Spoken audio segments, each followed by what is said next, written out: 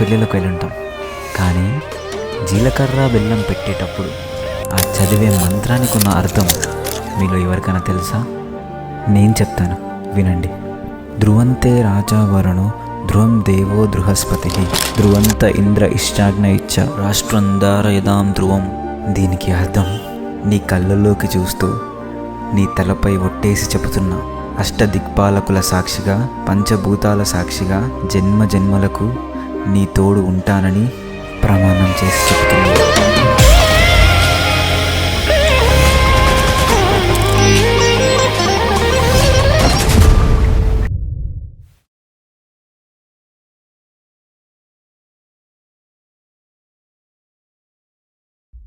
धूम तानना धूम धूम तानना धूम धूम तानना धूम धूम तानना धूम धूम तानना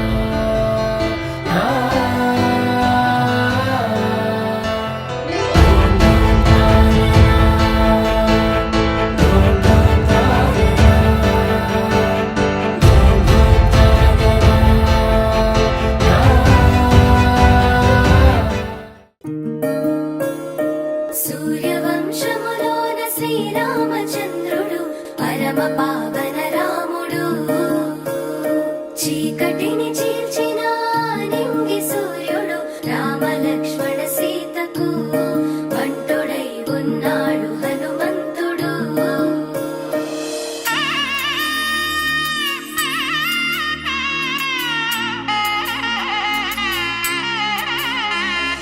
మూడు ముళ్ళ బంధము జరిగెను శుభలగ్నము, సీతారాముడు ఒకటయ్యను ఈ దినము.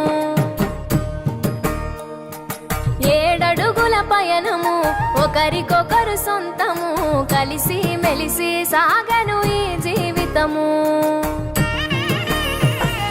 శతమానం భవతి అని వధువరులను దీవించి, శ్రీరస్తు శుభమస్తని అతిథులు ఆశీర్వదించి, పంచాభూతాల నడుమ రెండు మనసులేకమయ్యే కళ్యాణం కమనీయమాయను, మాంగళ్యం మహనీయమాయను. కళ్యాణం కమనీయమాయను, మాంగళ్యం మహనీయమాయను. మూడు ముళ్ళ బంధము జరిగెను శుభలగ్నము, సీతారాముడు ఒకటయ్యను ఈ దినము.